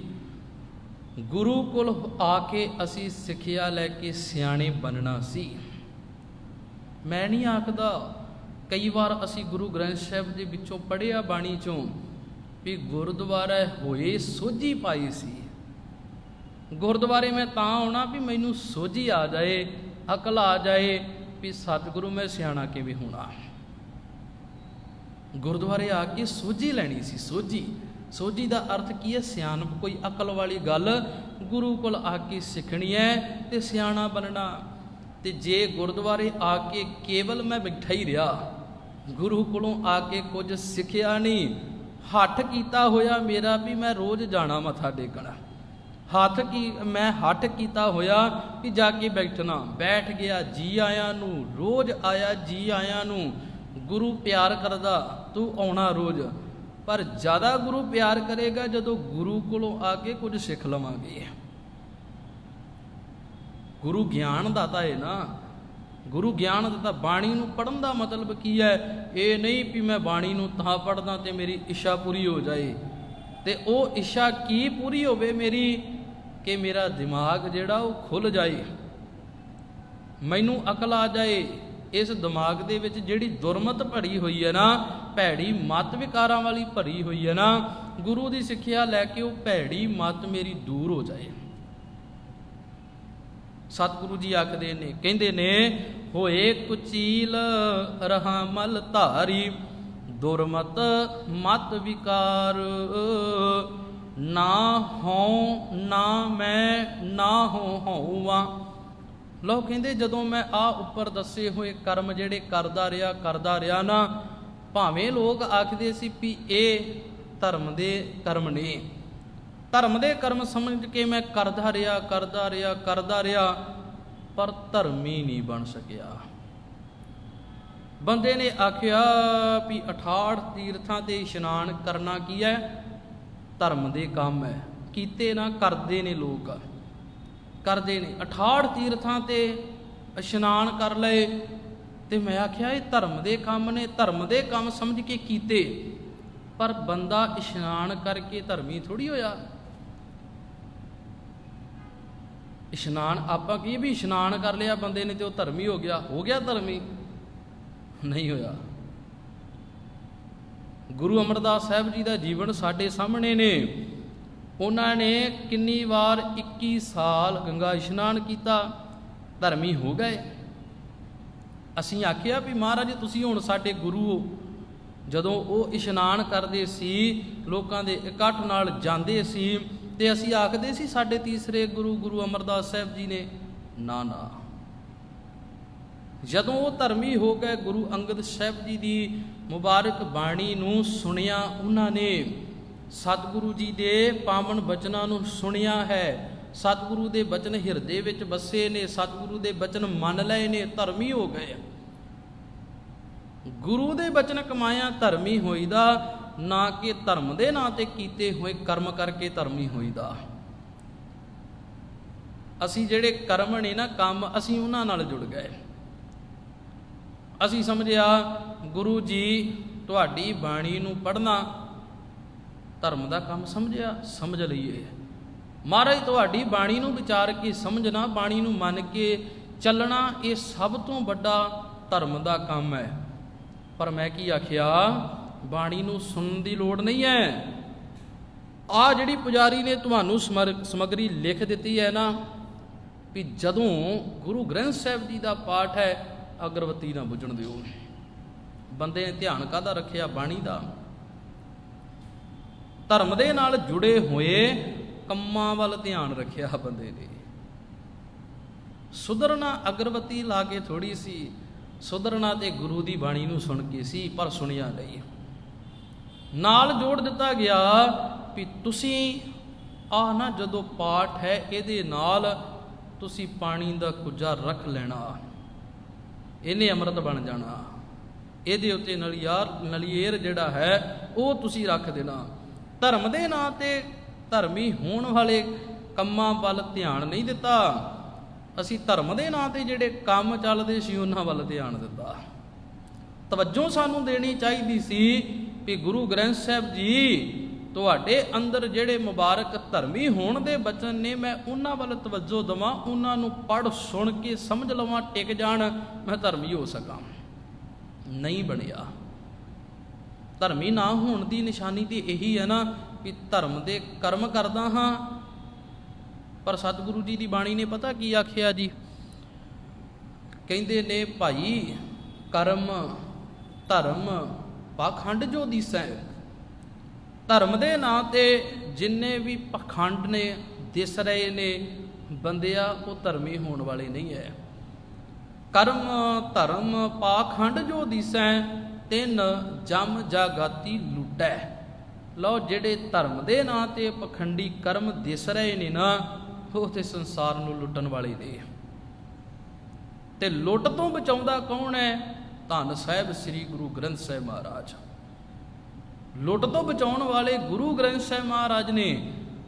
ਪਰ ਪੁਜਾਰੀ ਬੜਾ ਸਿਆਣਾ ਹੈ ਵੀ ਮੈਂ ਲੋਕਾਂ ਨੂੰ ਲੁੱਟਣਾ ਹੈ, ਤੇ ਗੁਰੂ ਗ੍ਰੰਥ ਸਾਹਿਬ ਇਸ ਲੁੱਟ ਨੂੰ ਬੰਦ ਕਰਦੇ ਨੇ। ਪੁਜਾਰੀ ਬੰਦੇ ਨੇ ਧਰਮ ਦੇ ਨਾਂ ਤੇ ਕਰਮ ਜੋੜ ਦਿੱਤੇ।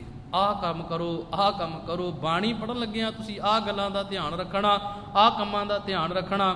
ਬੰਦੇ ਨੇ ਬਾਣੀ ਵੱਲ ਧਿਆਨ ਨਹੀਂ ਰੱਖਿਆ, ਉਹਨਾਂ ਕੰਮਾਂ ਵੱਲ ਧਿਆਨ ਰੱਖਿਆ, ਤਾਂ ਹੀ ਨਹੀਂ ਧਰਮੀ ਹੋਇਆ। ਸਤਿਗੁਰੂ ਜੀ ਆਖਦੇ ਨੇ, ਕਹਿੰਦੇ ਨੇ ਭਾਈ ਨਾ ਹਉ ਨਾ ਮੈਂ ਨਾ ਹੋ ਹੋਵਾਂ ਨਾਨਕ ਸ਼ਬਦ ਵਿਚਾਰ। ਇਹ ਨਾਨਕ, ਜਦੋਂ ਗੁਰੂ ਦੇ ਸ਼ਬਦ ਦੀ ਵਿਚਾਰ ਕੀਤੀ, ਗੁਰੂ ਦੇ ਸ਼ਬਦ ਦੀ ਵਿਚਾਰ ਨੂੰ ਅਪਣਾਇਆ ਨਾ, ਮੇਰੇ ਅੰਦਰੋਂ ਆਪਣਾਪਨ ਜਿਹੜਾ ਸੀ ਨਾ ਉਹ ਖਤਮ ਹੋ ਗਿਆ। ਹੁਣ ਜੋ ਮੈਂ ਅੱਗੇ ਕਹਿੰਦਾ ਸੀ ਨਾ ਵੀ ਮੈਂ ਹਾਂ ਨਾ, ਮੈਂ ਕਰ ਲਵਾਂਗਾ ਨਾ, ਹੁਣ ਉਹ ਨਹੀਂ ਹੈ।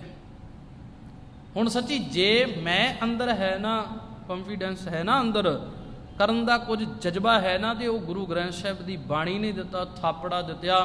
ਕਹਿੰਦੇ ਨੇ ਪਹਿਲਾਂ ਤੇਰੇ ਅੰਦਰ ਮੈਂ ਜਿਹੜੀ ਸੀ ਉਹ ਹੰਕਾਰ ਵਾਲੀ ਸੀ, ਪਰ ਅੱਜ ਜਿਹੜੀ ਮੈਂ ਆ ਨਾ ਉਹ ਹੰਕਾਰ ਵਾਲੀ ਨਹੀਂ ਹੈ। ਅੱਗੇ ਕਰਨ ਦਾ ਜਜ਼ਬਾ ਸੀ, ਪਰ ਗਲਤ ਕਰਨ ਦਾ ਜਜ਼ਬਾ ਸੀ। ਅੱਜ ਜੇ ਕੁਝ ਕਰਨ ਦਾ ਜਜ਼ਬਾ ਹੈ ਨਾ, ਉਹ ਬੰਦਿਆ ਤੇਰੇ ਅੰਦਰ ਸਹੀ ਕਰਨ ਦਾ ਜਜ਼ਬਾ ਹੈ। ਕਰਦੇ ਨਹੀਂ ਨਾ। ਅੱਜ ਦੇਖੋ ਤੁਸੀਂ, ਸਵੇਰ ਦਾ ਲਾਈਵ ਆ ਰਿਹਾ ਹੈ ਦਰਬਾਰ ਸਾਹਿਬ ਤੋਂ, ਅੰਮ੍ਰਿਤਸਰ ਸਾਹਿਬ ਤੋਂ। ਇੱਕ ਉਹ ਗੁਰਸਿੱਖ ਨੇ ਜਿਨ੍ਹਾਂ ਅੰਦਰ ਇਹ ਸੱਚਾ ਜਜ਼ਬਾ ਹੈ ਕਿ ਅਸੀਂ 328 ਸਰੂਪ ਜਿਹੜੇ ਨੇ ਗੁਰੂ ਗ੍ਰੰਥ ਸਾਹਿਬ ਜੀ ਦੇ ਗਾਇਬ ਹੋਏ, ਉਹਨਾਂ ਦਾ ਹਿਸਾਬ ਕਿਤਾਬ ਕਮੇਟੀ ਵਾਲਿਆਂ ਤੋਂ ਲੈਣਾ। ਦੱਸੋ ਤੁਸੀਂ, ਇਹ ਤਾਂ ਯਾਰ ਜੱਗ ਜ਼ਾਹਰ ਕਰ ਦਿੱਤਾ ਹੈ ਵੀ ਉਹ ਜੀ ਛਪੇ ਹੀ ਨਹੀਂ। ਤੁਸੀਂ ਤੇ ਇਹ ਤੇ ਜੱਗ ਜ਼ਾਹਰ ਕਰ ਦਿੱਤਾ ਹੈ ਜੀ ਉਹ ਰਲਗੱਡ ਹੋ ਗਿਆ ਜੀ, ਉਹ ਗਿਣਤੀ ਦੇ ਵਿੱਚ ਨਹੀਂ ਹੈ, ਉਹ ਛਪੇ ਹੀ ਨਹੀਂ। ਪਰ ਬਿਆਨ ਬੰਦੇ ਦਾ ਇੱਕ ਹੋਵੇ ਨਾ, ਕੌਮ ਨੂੰ ਸੇਧ ਦੇਣ ਵਾਲਾ ਹੋਵੇ ਨਾ, ਕੌਮ ਮੰਨ ਵੀ ਲਵੇ ਨਾ ਵੀ ਹਾਂ ਤੁਹਾਡਾ ਆ ਇੱਕ ਤੁਹਾਡੀ ਸਟੇਟਮੈਂਟ ਆਈ ਹੈ, ਅਸੀਂ ਮੰਨ ਲੈਨੇ ਆ, ਪਰ ਤੁਹਾਡੀ ਤੇ ਭਲਿਓ ਕੋਈ ਰਲਦੀ ਉਹ ਨਹੀਂ। ਤੇ ਸੱਚ ਦਾ ਜਜ਼ਬਾ ਲੈ ਕੇ ਗੁਰੂ ਕੋਲੋਂ ਥਾਪੜੀ ਲੈ ਕੇ ਬੈਠੇ ਨੇ ਜਾ ਕੇ ਵੀ ਦੱਸੋ ਕਿਵੇਂ ਉਹ ਗਾਇਬ ਹੋਏ ਨੇ 328 ਸਰੂਪ, ਕਿੱਧਰ ਗਏ ਨੇ ਦੱਸੋ। ਸਤਿਗੁਰੂ ਕਿਰਪਾ ਕਰਨ ਅਸੀਂ ਗੁਰੂ ਦੀ ਬਾਣੀ ਨੂੰ ਪੜ੍ਹ ਕੇ ਸਮਝ ਕੇ ਆਪ ਅਸੀਂ ਗੁਰੂ ਦੀ ਬਾਣੀ ਵੱਲ ਧਿਆਨ ਦਈਏ ਕਿ ਭਾਈ ਗੁਰੂ ਸਾਨੂੰ ਸਿਖਾਉਂਦਾ ਕੀ ਹੈ। ਅਸਲ ਵਿੱਚ ਅਸੀਂ ਆਪ ਪੜ੍ਹੀਏ ਬਾਣੀ, ਅਸੀਂ ਆਪ ਸੁਣੀਏ ਬਾਣੀ। ਆਓ ਮਹਾਰਾਜ ਅਗਲੇ ਸ਼ਲੋਕ ਅੰਦਰ ਬਚਨ ਕਰਦੇ, ਕਹਿੰਦੇ ਮਹਿਲਾ ਪਹਿਲਾ ਵਸਤਰ ਪਖਾਲ ਪਖਾਲੇ ਕਾਇਆ ਆਪੇ ਸੰਜਮ ਹੋਵੈ ਅੰਤਰ ਮੈਲ ਲੱਗੀ ਨਹੀਂ ਜਾਣੈ ਬਾਹਰੋਂ ਮਲ ਮਲ ਧੂਵੈ। ਬੰਦੇ ਨੇ ਆਪਣੇ ਕੱਪੜੇ ਜਿਹੜੇ ਨੇ ਨਾ ਉਹ ਪਵਿੱਤਰ ਕੀਤੇ ਨੇ। ਆਖਦਾ ਹੈ ਵੀ ਮੈਂ ਗੁਰੂ ਕੋਲ ਜਾਣਾ ਕੱਪੜੇ ਪਵਿੱਤਰ ਪਾ ਕੇ ਜਾਵਾਂ, ਬੜੀ ਚੰਗੀ ਗੱਲ ਹੈ, ਮਾੜਾ ਨਹੀਂ। ਸੋਹਣੇ ਕੱਪੜੇ ਪਾ ਕੇ ਆਇਆ, ਸਾਫ ਸੁਥਰੇ ਕੱਪੜੇ ਗੁਰੂ ਕੋਲ ਪਾ ਕੇ ਆਇਆ, ਬੜੀ ਚੰਗੀ ਗੱਲ ਹੈ। ਸੰਗਤ ਵਿੱਚ ਬੈਠਣਾ ਹੈ ਨਾ ਜਾ ਕੇ, ਕਿਸੇ ਨੂੰ ਮੇਰੇ ਕੱਪੜਿਆਂ ਦੇ ਵਿੱਚੋਂ ਬਦਬੂ ਨਾ ਆਵੇ। ਦੂਜਾ ਮੇਰੇ ਕੋਲੋਂ ਐਸੀ ਡਿਸਟਰਬਿੰਗ ਲੈ ਕੇ ਉਹਦਾ ਧਿਆਨ ਉਖੜ ਨਾ ਜਾਏ ਬਾਣੀ ਨਾਲੋਂ। ਪਵਿੱਤਰ ਕੱਪੜੇ ਪਾ ਕੇ ਆਏ, ਇਸ਼ਨਾਨ ਕਰਕੇ ਆਏ, ਚੰਗੀ ਗੱਲ ਹੈ। ਪਰ ਚੇਤਾ ਰੱਖਿਓ ਮਹਾਰਾਜ ਕਹਿੰਦੇ ਇਸ ਕੰਮ ਨੂੰ ਤੁਸੀਂ ਧਰਮ ਨਾਲ ਨਹੀਂ ਜੋੜਨਾ। ਵੀ ਮੈਂ ਆਖਾਂ ਵੀ ਹੁਣ ਮੇਰੇ ਕੱਪੜੇ ਜਿਹੜੇ ਨੇ ਉਹ ਸਾਫ਼ ਹੈ ਤੇ ਮੈਂ ਧਰਮੀ ਹੋ ਗਿਆ, ਮੈਂ ਇਸ਼ਨਾਨ ਸਵੇਰੇ ਤੜਕੇ ਕਰ ਲਿਆ ਤੇ ਮੈਂ ਧਰਮੀ ਹੋ ਗਿਆ। ਸਾਨੂੰ ਤੇ ਭੁਲੇਖਾ ਇਹੀ ਹੈ ਨਾ ਵੀ ਬੰਦੇ ਨੇ 2:30 ਵਜੇ ਇਸ਼ਨਾਨ ਕਰ ਲਿਆ, ਉਹ ਕਹਿੰਦਾ ਮੇਰੇ ਵਰਗਾ ਕੋਈ ਧਰਮੀ ਨਹੀਂ। ਤੂੰ 9 ਵਜੇ ਕਰਦਾ ਜਾ ਕੇ, ਤੂੰ ਥੋੜ੍ਹੀ ਧਰਮੀ ਹੈ। ਨਹੀਂ ਨਹੀਂ, ਇਸ਼ਨਾਨ ਕਰਨਾ ਹੀ ਧਰਮੀ ਥੋੜ੍ਹੀ ਹੈ। ਸਤਿਗੁਰੂ ਜੀ ਆਖਦੇ ਨੇ ਵਸਤਰ ਪਖਾਲ ਪਖਾਲੇ ਕਾਇਆ ਆਪੇ ਸੰਜਮ ਹੋਵੈ। ਆਪੇ ਹੀ ਸੰਜਮ ਤਰੀਕੇ ਆਪਣੇ ਅਪਣਾਈ ਫਿਰਦਾ ਹੈ ਵੀ ਜਿਹੜੇ ਕੰਮ ਮੈਂ ਕਰ ਰਿਹਾ ਨਾ ਉਹੀ ਪਵਿੱਤਰ ਰਹੇ। ਅੱਗੇ ਪੜ੍ਹੀਏ, ਕਹਿੰਦੇ ਨੇ ਅੰਤਰ ਮੈਲ। ਅੰਦਰ ਕੀ ਹੈ? ਮੈਲ। ਅੰਦਰ ਕੀ ਹੈ? ਦੁਰਮਤ, ਭੈੜੀ ਮਤ। ਪਰ ਬਾਹਰੋਂ ਬੰਦਾ ਬੜਾ ਚਿੱਟਾ, ਕੱਪੜੇ ਵੀ ਚਿੱਟੇ ਨੇ, ਆਪਣੇ ਸਰੀਰ ਨੂੰ ਵੀ ਮਲ ਮਲ ਕੇ ਧੋਤਾ ਤੇ ਚਿੱਟਾ ਹੋ ਗਿਆ। ਬਾਹਰੋਂ ਬੜਾ ਬਗਲੇ ਦੀ ਤਰ੍ਹਾਂ ਹੈ, ਹੰਸ ਦੀ ਤਰ੍ਹਾਂ ਲੱਗਦਾ ਹੈ, ਐ ਚਿੱਟਾ ਲੱਗਦਾ ਵੀ ਬੜਾ ਵੱਡਾ ਧਰਮੀ ਹੈ। ਪਰ ਬਾਬਾ ਜੀ ਆਖਦੇ ਨੇ ਕਹਿੰਦੇ ਅੰਤਰ ਮੈਲ ਲੱਗੀ ਨਹੀਂ ਜਾਣੈ। ਅੰਦਰ ਜਿਹੜੀ ਵਿਕਾਰਾਂ ਦੀ ਮੈਲ ਹੈ, ਅੰਦਰ ਜਿਹੜੀ ਬੁਰਾਈਆਂ ਦੀ ਮੈਲ ਹੈ, ਬੰਦਿਆ ਅੰਦਰ ਤੇਰੇ ਦਿਲ ਵਿੱਚ ਜੋ ਗੰਦ ਭਰਿਆ ਨਾ ਉਹਨੂੰ ਵੀ ਤਾਂ ਜਾਣ ਨਾ। ਤੂੰ ਕੱਪੜਿਆਂ ਕਰਕੇ ਹੀ ਧਰਮੀ ਹੋਈ ਬੈਠਾ, ਤੂੰ ਧਰਮ ਦੇ ਨਾਂ ਤੇ ਕਰਮ ਕਰ ਕਰਕੇ ਹੀ ਧਰਮੀ ਹੋਈ ਬੈਠਾ। ਯਾਰ ਇਦਾਂ ਥੋੜੀ ਹੈ। ਹੁਣ ਅਸੀਂ ਧਰਮੀ ਕਿਹਨੂੰ ਮੰਨਦੇ ਆ? ਜਿਹਨੇ ਪੁਜਾਰੀਆਂ ਵਾਲੇ ਕੱਪੜੇ ਪਾਏ ਨੇ ਨਾ ਉਹ ਧਰਮੀ ਹੈ। ਜਿਹੜਾ ਬਾਹਰ ਬੂਟ ਪਾਲਿਸ਼ਾਂ ਕਰ ਰਿਹਾ ਨਾ ਉਹਨੂੰ ਅਸੀਂ ਧਰਮੀ ਨਹੀਂ ਮੰਨਦੇ। ਜਿਹੜਾ ਆਪਣੇ ਹੱਥਾਂ ਨਾਲ ਕਿਰਤ ਕਰ ਰਿਹਾ ਉਹਨੂੰ ਧਰਮੀ ਮੰਨਦੇ ਆ? ਨਹੀਂ, ਤੂੰ ਧਰਮੀ ਨਹੀਂ, ਤੂੰ ਬਾਬਾ ਨਹੀਂ ਹੈ, ਤੂੰ ਪੰਡਤ ਜੀ ਨਹੀਂ ਹੈ, ਤੂੰ ਬ੍ਰਾਹਮਣ ਨਹੀਂ, ਤੂੰ ਖਾਜੀ ਨਹੀਂ ਹੈ। ਕਿਉਂ? ਧਰਮੀਆਂ ਵਾਲਾ ਲਿਬਾਸ ਨਹੀਂ ਤੇਰਾ। ਹੁਣ ਸਤਿਗੁਰੂ ਜੀ ਆਖਦੇ ਨੇ ਧਰਮੀ ਬੰਦੇ ਦਾ ਲਿਬਾਸ ਕਿਹੋ ਜਿਹਾ ਹੈ? ਉਹ ਜਿਹੋ ਜਿਹਾ ਮਰਜ਼ੀ ਹੋਵੇ, ਉਹਦੇ ਕੰਮ ਧਰਮੀਆਂ ਵਾਲੇ ਹੋਣੇ ਚਾਹੀਦੇ ਨੇ। ਆਓ ਅੱਗੇ ਪੜ੍ਹਦੇ ਹਾਂ। ਕਹਿੰਦੇ ਅੰਤਰ ਮੈਲ ਲੱਗੀ ਨਹੀਂ ਜਾਣੇ ਬਾਹਰੋਂ ਮਲ ਮਲ ਧੂਵੈ। ਬਾਹਰੋਂ ਮਲ ਮਲ ਕੇ ਬੰਦਾ ਧੋਈ ਜਾ ਰਿਹਾ, ਇਸ਼ਨਾਨ ਕਰੀ ਜਾ ਰਿਹਾ, ਕਰੀ ਜਾ ਰਿਹਾ, ਇਸੇ ਕੰਮ ਨੂੰ ਉਹ ਧਰਮੀ ਹੋਣ ਦਾ ਸਬੂਤ ਦੇ ਰਿਹਾ। ਅੱਗੇ ਕਹਿੰਦੇ ਨੇ ਅੰਧਾ ਭੂਲ ਪਿਆ ਜਮ ਜਾਲੇ। ਅੰਨਾ ਇਹੋ ਜਿਹਾ ਬੰਦਾ ਧਰਮੀ, ਅਸਲੀ ਧਰਮੀ ਕਿਵੇਂ ਬਣਨਾ? ਉਹ ਸਾਰਾ ਕੁਝ ਛੱਡ ਕੇ, ਭਾਵ ਕਿ ਗੁਰੂ ਗ੍ਰੰਥ ਸਾਹਿਬ ਦੇ ਨਾਲੋਂ ਟੁੱਟ ਕੇ, ਬਾਣੀ ਨਾਲੋਂ ਟੁੱਟ ਕੇ, ਬਾਣੀ ਸਮਝ ਵਿਚਾਰ ਨਾਲੋਂ ਟੁੱਟ ਕੇ ਹੋਰ ਹੀ ਕੰਮ ਕਰੀ ਜਾ ਰਿਹਾ ਹੈ। ਉਹ ਕੰਮ ਕਰ ਰਿਹਾ ਹੈ ਜਿਹੜਾ ਕੰਮ ਇਹਨੂੰ ਮੌਤ ਵਾਲੇ ਰਸਤੇ ਵੱਲ ਲਿਜਾ ਰਹੇ ਨੇ। ਜਮ ਜਾਲੀ, ਜਮਾਂ ਵਾਲਾ। ਜਮ ਕੀ ਹੈ?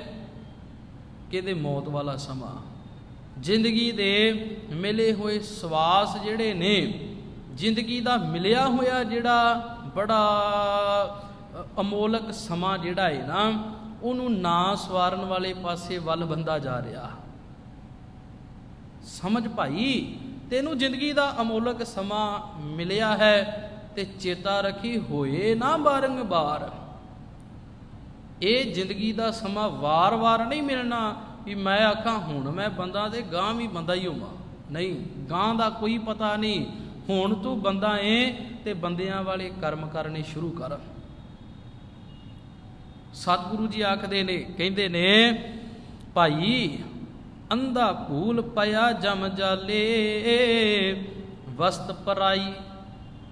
ਜਿਹੜੀਆਂ ਪਰਾਈ ਵਸਤੂਆਂ ਨੇ, ਪਰਾਈ ਵਸਤੂ ਜਿਹੜੀ ਹੈ ਕੋਈ ਵੀ ਹੋਵੇ, ਬੰਦਾ ਪਰਾਈ ਵਸਤੂ ਨੂੰ ਕੀ ਆਖਦਾ? ਇਹ ਕਹਿੰਦੇ ਜਮਹ ਵੱਲ ਜਾਣਾ ਪਤਾ ਕੀ ਹੈ?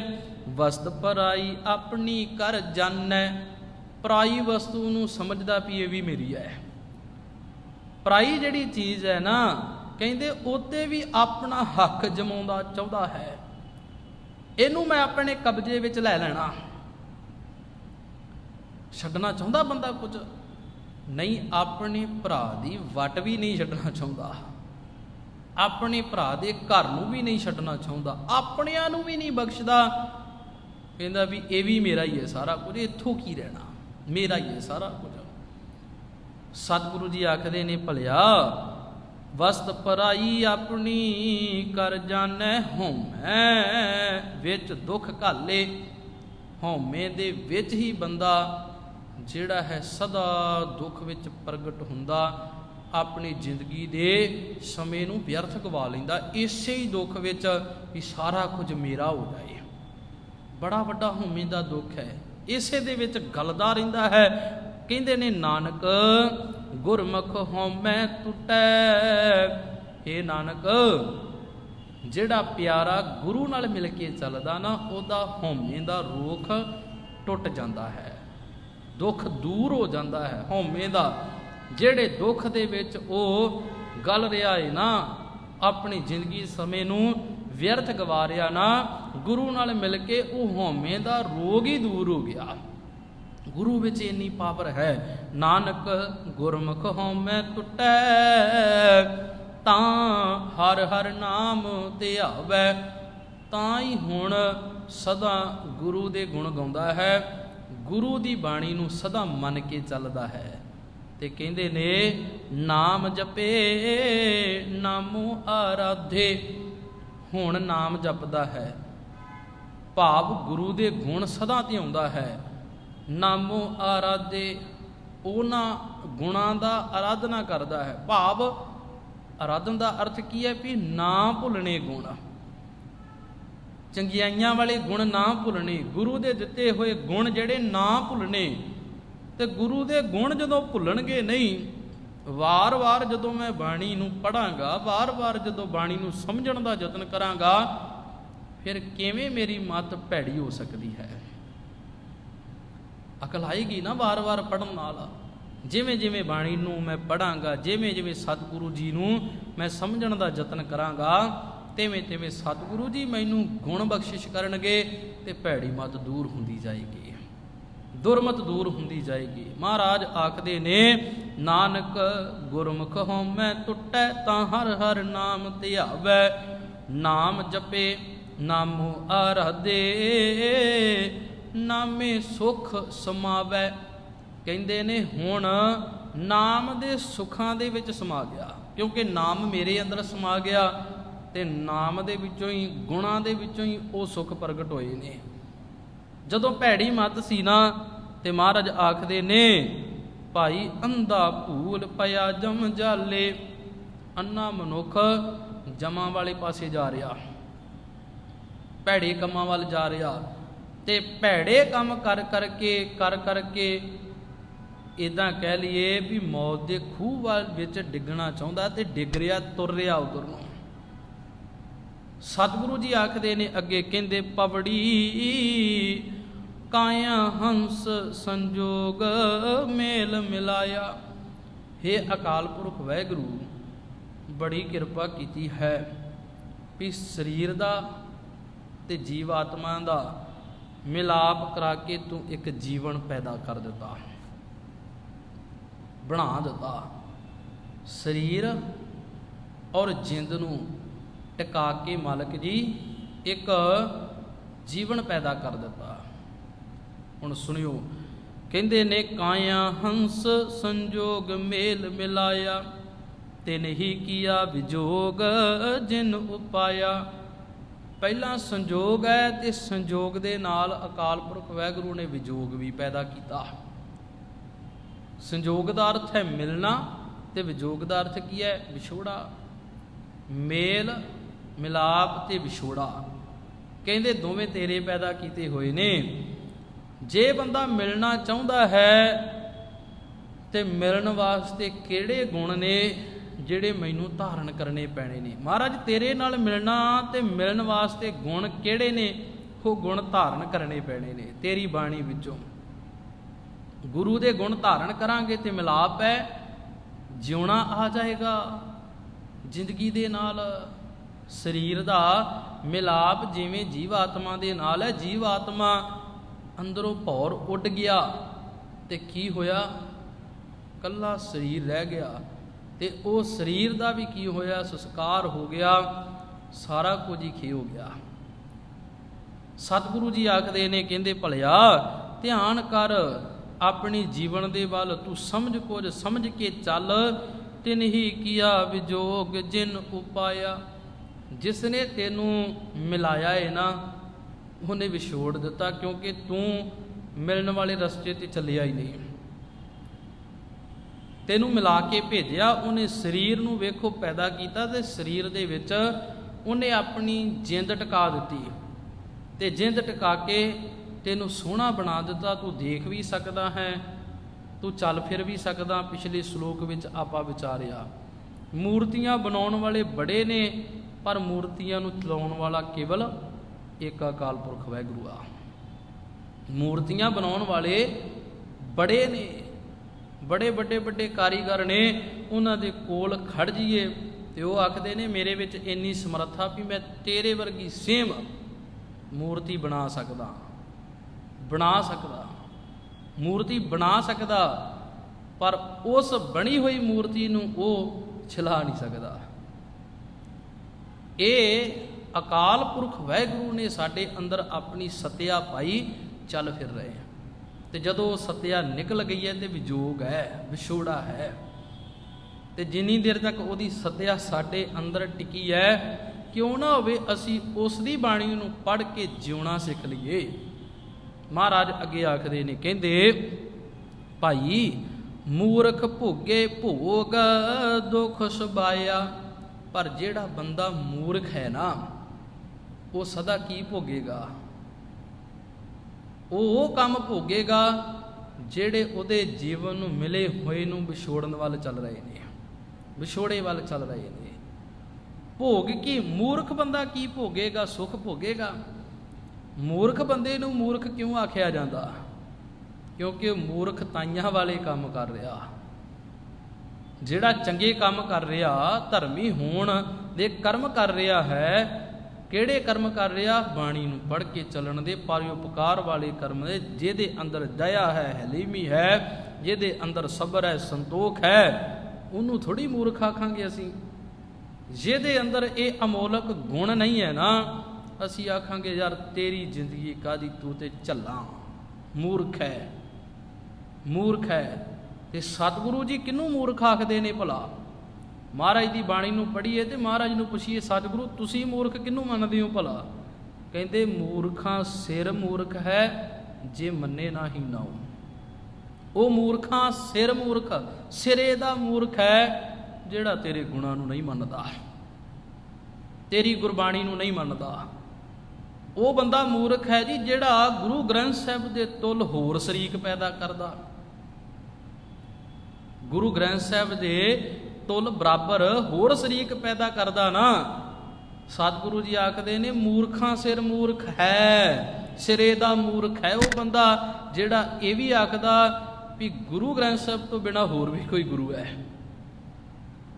ਸਿਰੇ ਦਾ ਮੂਰਖ ਹੈ। ਮੈਂ ਨਹੀਂ ਆਖਦਾ, ਧੰਨ ਗੁਰੂ ਗ੍ਰੰਥ ਸਾਹਿਬ ਜੀ ਦੀ ਬਾਣੀ ਆਖਦੀ। ਆਓ ਅੱਗੇ ਪੜ੍ਹੀਏ। ਕਹਿੰਦੇ ਮੂਰਖ ਬੰਦਾ ਦੁੱਖਾਂ ਵਾਲੇ ਭੋਗ ਹੀ ਭੋਗਦਾ ਰਹਿੰਦਾ, ਕੰਮ ਕਰਦਾ ਰਹਿੰਦਾ ਹੈ। ਸੁੱਖੋਂ ਉੱਠੇ ਰੋਗ ਪਾਪ ਕਮਾਇਆ।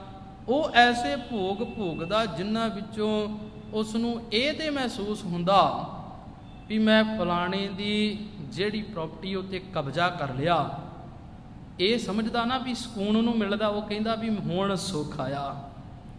ਪਰ ਉਹਦੇ ਵਿੱਚੋਂ ਪ੍ਰਗਟ ਕੀ ਹੋਇਆ? ਕਹਿੰਦੇ ਸੁੱਖੋਂ ਉੱਠੇ ਰੋਗ।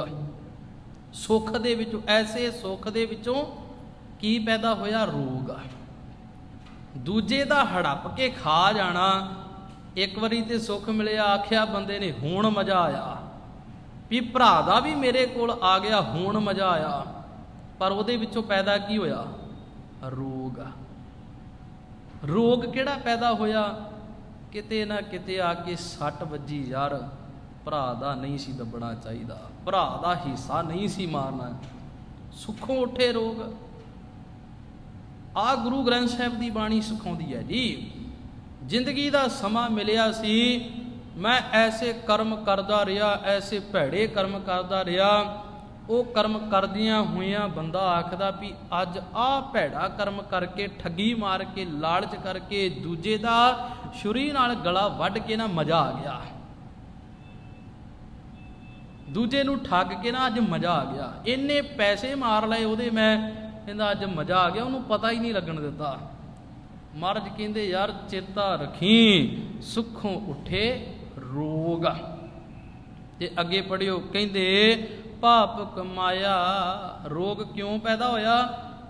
ਕਿਉਂਕਿ ਤੂੰ ਸੁੱਖ ਨੂੰ ਪੈਦਾ ਕਰਨ ਵਾਸਤੇ ਨਾ ਪਾਪ ਕਮਾਇਆ। ਕੀ ਕੀਤਾ? ਪਾਪ ਕੀਤਾ। ਪਾਪ। ਜਿਹੜੀ ਚੀਜ਼ 100 ਰੁਪਏ ਦੀ ਸੀ ਨਾ, ਤੂੰ 500 ਦੀ ਵੇਚੀ। ਕੀ ਕਮਾਇਆ? ਪਾਪ। ਹੱਦ ਤੂੰ ਭਾਈ ਆਪਣਾ ਖਰਚਾ ਕੱਢ ਲੈਂਦਾ, ਪਰ ਇੰਨਾ ਖਰਚਾ ਕੱਢ ਲਿਆ ਵੀ ਅਗਲਾ ਸੋਚਦਾ ਯਾਰ ਕਮਾਲ ਦੀ ਗੱਲ ਹੈ, ਵੀ ਮੈਂ ਸੋਚਿਆ ਸੀ ਵੀ ਇੱਥੋਂ ਮੈਨੂੰ ਸਸਤਾ ਮਿਲ ਜਾਏਗਾ ਤੇ ਚੰਗਾ ਮਿਲ ਜਾਏਗਾ, ਤੂੰ ਚੰਗਾ ਵੀ ਨਹੀਂ ਦਿੱਤਾ ਤੇ ਸਸਤਾ ਵੀ ਨਹੀਂ ਦਿੱਤਾ। ਕਹਿੰਦੇ ਪਾਪ ਕਮਾਇਆ। ਅੱਗੇ ਬਾਬਾ ਜੀ ਬਚਨ ਕਰਦੇ ਨੇ, ਕਹਿੰਦੇ ਹਰਖੋਂ ਸੋਗ ਵਿਜੋਗ ਉਪਾਏ ਖੁਪਾਇਆ। ਕਹਿੰਦੇ ਖੁਸ਼ੀ ਖੁਸ਼ੀ ਇਹ ਸਾਰਾ ਕੁਝ ਕੀਤਾ ਤਾਂ ਹੈ, ਪਰ ਪੈਦਾ ਕੀ ਹੋਇਆ? ਵਿਜੋਗ ਪੈਦਾ, ਵਿਛੋੜਾ। ਜ਼ਿੰਦਗੀ ਨਾਲੋਂ, ਆ ਸਰੀਰ ਨਾਲੋਂ ਜੀਵ ਆਤਮਾ ਦਾ ਵਿਛੋੜਾ ਹੋ ਗਿਆ। ਐਸੇ ਪਾਪ ਕਰ ਕਰਕੇ, ਕਰ ਕਰਕੇ, ਪਾਪ ਕਰ ਕਰਕੇ। ਧਰਮੀ ਹੁੰਦਾ ਵਿਛੋੜਾ ਤੇ ਹੋਣਾ ਹੀ ਹੈ, ਵੀ ਜੋ ਆਇਆ ਸੋ ਚੱਲ ਸੀ।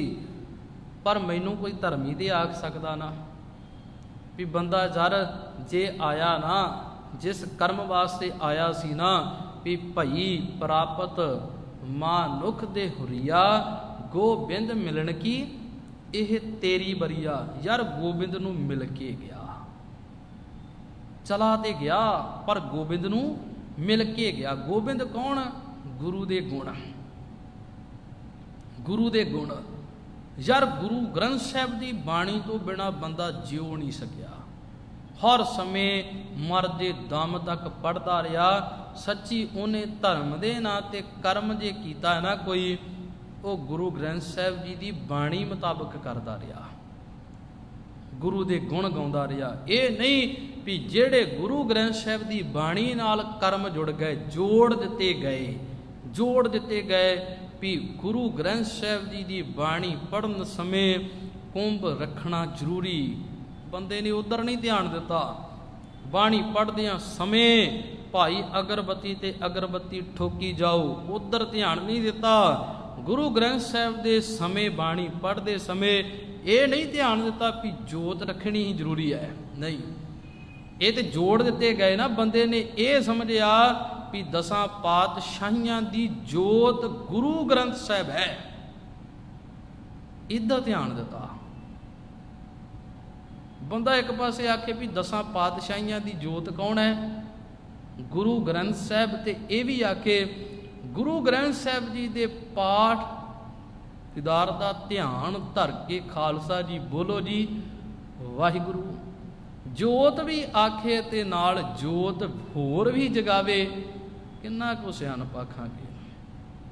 ਆਪਣੀ ਰੂਮ ਦੇ ਵਿੱਚ ਬੰਦਾ ਪੂਰੀ ਲਾਈਟ ਔਨ ਕਰਦੇ, ਚੱਲਦੀ ਰਹੇ ਚੱਲਦੀ ਰਹੇ, ਤੇ ਉਸ ਅੰਦਰ ਇੱਕ ਦੀਵਾ ਵੀ ਜਗਾ ਕੇ ਰੱਖ ਲਏ।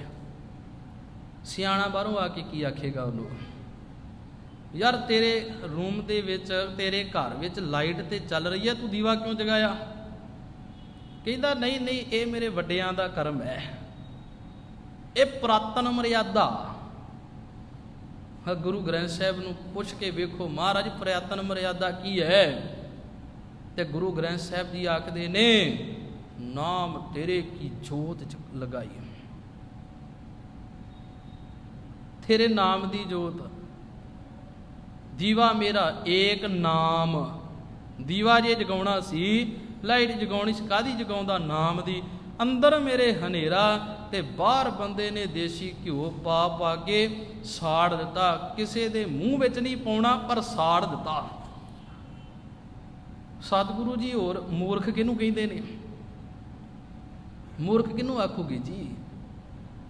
ਸਤਿਗੁਰੂ ਜੀ ਆਖਦੇ ਨੇ, ਮੂਰਖਾਂ ਸਿਰ ਮੂਰਖ ਹੈ, ਜੇ ਮੰਨੇ ਨਾਹੀ ਨਾ। ਗੁਰੂ ਦੀ ਗੱਲ ਜਿਹੜਾ ਨਹੀਂ ਮੰਨਦਾ ਮੂਰਖ ਹੈ। ਗੁਰੂ ਗ੍ਰੰਥ ਸਾਹਿਬ ਜੀ ਜਿਹੜਾ ਗੁਰੂ ਦੀ ਗੱਲ ਨਹੀਂ ਮੰਨਦਾ ਨਾ, ਕਹਿੰਦੇ ਨੇ ਉਹ ਕੌਣ ਹੈ? ਮੂਰਖ ਹੈ। ਸਤਿਗੁਰੂ ਜੀ ਆਓ ਬੜੇ ਪਿਆਰ ਨਾਲ ਅਖੀਰ ਆਖਦੇ ਨੇ, ਕਹਿੰਦੇ ਮੂਰਖ ਗਣਤ ਗਣਾਏ ਝਗੜਾ ਪਾਇਆ। ਮੂਰਖ ਆਪਣੀ ਗਿਣਤੀ ਗਣਾਈ ਜਾ ਰਿਹਾ ਵੀ ਮੈਂ ਇਦਾਂ ਕਰਦਾ ਇਦਾਂ ਕਰਦਾ, ਕਹਿ ਕਹਿ ਕੇ ਝਗੜਾ ਪਾ ਲੈਂਦਾ। ਮੂਰਖ ਬੰਦਾ ਆਪਣੇ ਧਰਮੀ ਹੋਣ ਦਾ ਖੇਖਣ ਕਰਨ ਵਾਸਤੇ ਨਾ, ਆਪਣੇ ਆਪ ਨੂੰ ਧਰਮੀ ਅਖਵਾਉਣ ਵਾਸਤੇ ਮੂਰਖ ਬੰਦਾ ਆਪਣੀ ਗਿਣਤੀ ਕਰੀ ਜਾਂਦਾ, ਮੈਂ ਆ ਵੀ ਕਰਦਾ, ਮੈਂ ਆ ਵੀ ਕਰਦਾ, ਮੈਂ ਆ ਵੀ ਕਰਦਾ, ਇੰਜ ਵੀ ਕਰਦਾ। ਸਤਿਗੁਰੂ ਜੀ ਆਖਦੇ ਝਗੜਾ ਪਾ ਕੇ ਬੈਠ ਜਾਂਦਾ। ਤੇ ਝਗੜਾ ਮੁਕਾਉਂਦਾ ਕੌਣ ਹੈ? ਆਓ ਮਹਾਰਾਜ ਆਖਦੇ ਨੇ, ਕਹਿੰਦੇ ਸਤਿਗੁਰ ਹੱਥ ਨਬੇੜ। ਸਤਿਗੁਰ ਹੱਥ ਨਬੇੜ। ਜੇ ਝਗੜਾ ਪੈ ਗਿਆ ਨਾ ਤੇ ਗੁਰੂ ਦੇ ਹੱਥ ਛੱਡ ਦਈਏ। ਮਹਾਰਾਜ ਇਸ ਝਗੜੇ ਨੂੰ ਤੁਸੀਂ ਨਬੇੜ ਦਿਓ। ਪਿੰਡ 'ਚ ਘਰ 'ਚ ਕਿਸੇ ਦੇ ਝਗੜਾ ਪੈ ਗਿਆ ਤੇ ਕਹਿੰਦੇ ਜੇ ਝਗੜਾ ਨਹੀਂ ਨਾ ਨਿਬੜਦਾ, ਪੰਚਾਇਤ ਨੂੰ ਸੱਦ ਲਓ, ਕੋਈ ਨਾ ਕੋਈ ਤੇ ਹੱਲ ਕੱਢਣਗੇ ਹੀ। ਤੇ ਸਾਡੇ ਵਾਸਤੇ ਪੰਚਾਇਤ ਕੌਣ ਹੈ? ਧੰਨ ਸਾਹਿਬ ਸ੍ਰੀ ਗੁਰੂ ਗ੍ਰੰਥ ਸਾਹਿਬ ਮਹਾਰਾਜ। ਮਹਾਰਾਜ ਝਗੜਾ ਪੈ ਗਿਆ ਵੀ ਦੱਸੋ ਜੋਤ ਕੀ ਹੈ? ਝਗੜਾ ਪੈ ਗਿਆ ਨਾ ਕੌਮ 'ਚ, ਮਹਾਰਾਜ ਤੁਸੀਂ ਨਿਬੇੜੋ ਹੁਣ ਵੀ ਅਸਲੀ ਚਾਨਣ ਕਿਹਨੂੰ ਕਹਿੰਦੇ ਨੇ, ਤੁਸੀਂ ਦੱਸੋ। ਜਦੋਂ ਗੁਰੂ ਤੇ ਛੱਡ ਦੇਵਾਂਗੇ, ਅਸੀਂ ਗੁਰੂ ਦੀ ਬਾਣੀ ਨੂੰ ਪੜ੍ਹ ਲਵਾਂਗੇ ਨਾ, ਸਤਿਗੁਰੂ ਜੀ ਦਾ ਸੁਖ ਆਸਣ ਹੈ, ਅਸੀਂ ਅਰਦਾਸ ਕਰਕੇ ਪ੍ਰਕਾਸ਼ ਕਰ ਲਈਏ ਗੁਰੂ ਅੱਗੇ, ਅਸੀਂ ਅਰਦਾਸ ਕਰ ਲਈਏ ਮਹਾਰਾਜ ਤੁਸੀਂ ਹੁਕਮਨਾਮਾ ਸਾਹਿਬ ਬਖਸ਼ੋ, ਜੋ ਤੁਹਾਡਾ ਹੁਕਮ ਹੋਏਗਾ ਅਸੀਂ ਸਿਰ ਮੱਥੇ ਮੰਨ ਲਵਾਂਗੇ। ਸਤਿਗੁਰੂ ਹੱਥ ਨਬੇੜ ਝਗੜ ਚੁਕਾਇਆ। ਜਦੋਂ ਗੁਰੂ ਹੱਥ ਛੱਡ ਦਿੱਤਾ, ਝਗੜਾ ਸਤਿਗੁਰੂ ਜੀ ਨੇ ਚੁਕਾ ਦਿੱਤਾ, ਖਤਮ ਕਰ ਦਿੱਤਾ। ਤੇ ਅਖੀਰਲੀ ਪੰਕਤੀ ਹੈ, ਕਰਤਾ ਕਰੇ ਸੋ ਹੋਗ। ਅਕਾਲ ਪੁਰਖ ਵਾਹਿਗੁਰੂ ਕਰਦਾ ਉਹ ਹੈ ਜੋ ਉਹਨੂੰ ਫਿਰ ਚੰਗਾ ਲੱਗਦਾ। ਤੇ ਅਕਾਲ ਪੁਰਖ ਵਾਹਿਗੁਰੂ ਝਗੜੇ ਵਧਾਉਂਦਾ ਨਹੀਂ, ਝਗੜਿਆਂ ਨੂੰ ਚੁਕਾਉਂਦਾ ਹੈ। ਸਿਆਣਾ ਨਾ ਅਕਾਲ ਪੁਰਖ ਵਾਹਿਗੁਰੂ ਨੇ ਕੀ ਕੀਤਾ? ਝਗੜੇ ਮੁਕਾ ਦਿੱਤੇ। ਜਦੋਂ ਗੁਰੂ ਤੇ ਛੱਡ ਦਿੱਤਾ, ਗੁਰੂ ਨੇ ਝਗੜਾ ਖਤਮ ਕਰ ਦਿੱਤਾ। ਕਹਿੰਦੇ ਕਰਤਾ ਕਰੇ ਸੁਹੋਗ, ਨਾ ਚੱਲੇ ਚਲਾਇਆ। ਫਿਰ ਕਿਸੇ ਦੀ ਨਹੀਂ ਚੱਲਦੀ। ਕੋਈ ਬੰਦਾ ਆਖੇ ਨਾ ਵੀ ਮੈਂ ਬੜਾ ਸਿਆਣਾ, ਹੁਣ ਗੁਰੂ ਕਹਿੰਦੇ ਚੱਲ ਦਫਾ ਹੋ, ਤੇਰੀ ਨਹੀਂ ਇੱਥੇ ਚੱਲਣੀ। ਗੁਰੂ ਨੇ ਮੇਰਾ ਝਗੜਾ ਮੁਕਾ ਦਿੱਤਾ ਹੈ, ਮੈਂ ਗੁਰੂ ਤੇ ਛੱਡ ਦਿੱਤਾ ਸੀ ਤੇ ਗੁਰੂ ਨੇ ਹੁਣ ਝਗੜਾ ਖਤਮ ਕਰ ਦਿੱਤਾ। ਆਓ ਆਪਣੇ ਜਿਹੜੇ ਝਗੜੇ ਨੇ ਨਾ, ਉਹ ਗੁਰੂ ਤੇ ਛੱਡ ਕੇ ਦੇਖੀਏ ਇੱਕ ਵਾਰ। ਜੇ ਅਸੀਂ ਸੱਚੀ ਗੁਰੂ ਦਾ ਅਰਥ ਹੈ ਵੀ ਅਗਿਆਨਤਾ ਦੇ ਹਨੇਰੇ ਨੂੰ ਦੂਰ ਕਰਨ ਵਾਲਾ।